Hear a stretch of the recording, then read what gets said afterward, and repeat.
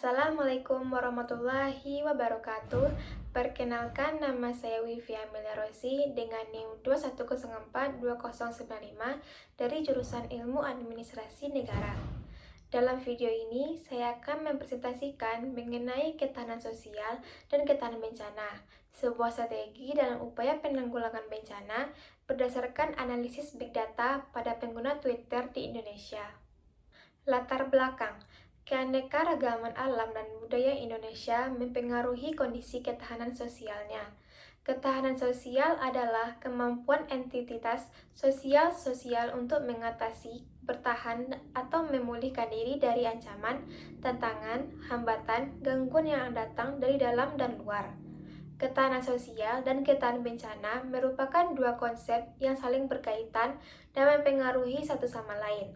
Ketahanan bencana dapat didefinisikan sebagai kemampuan untuk kembali dengan cepat dari kondisi pra-bencana ke kondisi pasca bencana secara optimal.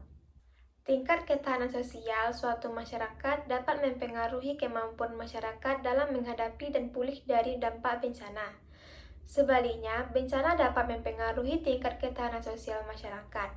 Oleh karena itu, diperlukan strategi yang efektif, diperlukan dalam meningkatkan ketahanan sosial dan mengoptimalkan ketahanan terhadap bencana. Salah satu strategi yang dapat digunakan adalah dengan memanfaatkan layanan internet melalui data media sosial. Media sosial erat kaitannya dengan perilaku pencarian informasi terkait suatu fenomena yang terjadi. Peran media sosial sebagai solusi untuk mengetahui informasi tersebut. Media sosial juga dapat digunakan untuk menganalisa suatu situasi.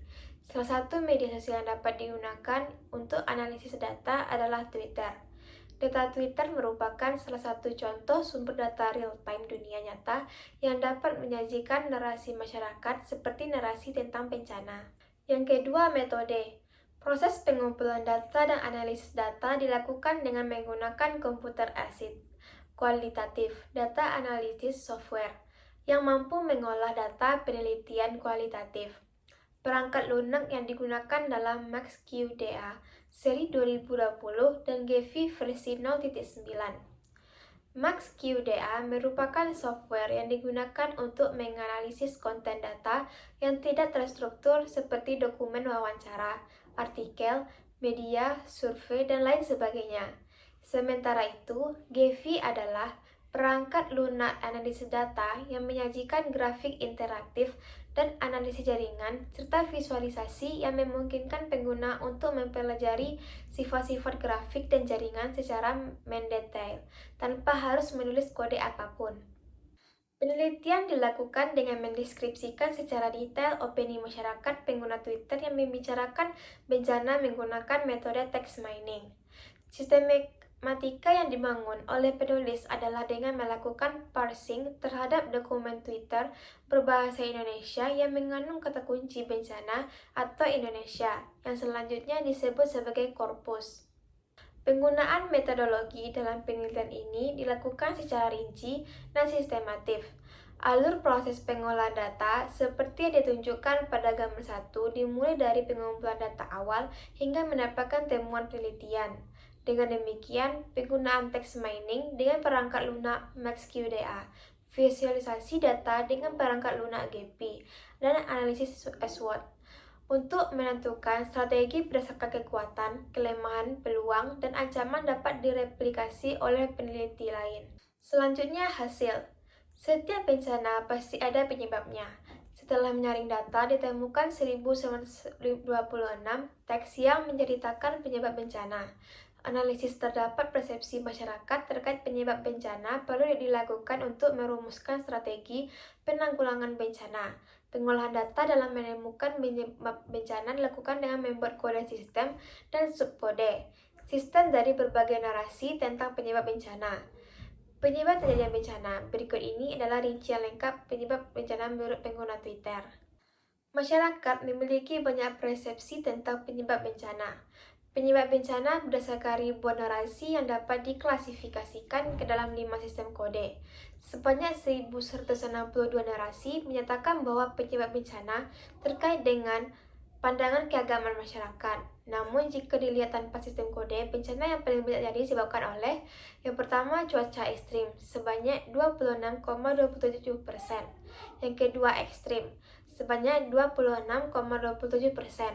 Selanjutnya ada sistem khilafah sebanyak 22,69%.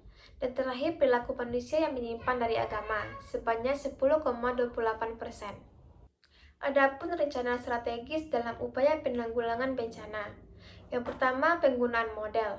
Strategi media pembelajaran pendidikan Jinakitas yang efektif untuk meningkatkan kemampuan kognitif, afektif, dan psikomotorik siswa terhadap bencana di berbagai satuan dan jenjang lembaga pendidikan.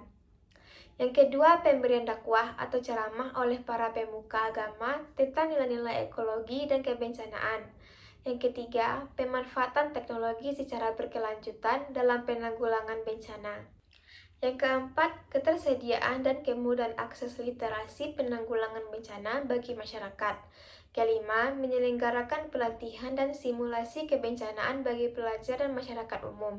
Keenam, mengadakan forum kegiatan bersama di bidang keagamaan dan memasukkan konten-konten yang mengajarkan hal-hal positif seperti toleransi, anti fanatik, gotong royong, dan lain-lain. Yang terakhir, menyelenggarakan forum diskusi kebencanaan bagi petugas penanggulangan bencana, organisasi, dan masyarakat umum. Yang kedelapan, menyelenggarakan penyuluhan dari para ahli terkait sistem pengelolaan lingkungan hidup kepada masyarakat. Yang terakhir, melaksanakan pengelolaan bantuan material dan non-material secara sistematis pada saat penanggulangan bencana agar lebih efektif dan efisien. Baiklah, sekian video presentasi dari saya. Jika ada kesalahan kata, saya mohon maaf. Wassalamualaikum warahmatullahi wabarakatuh.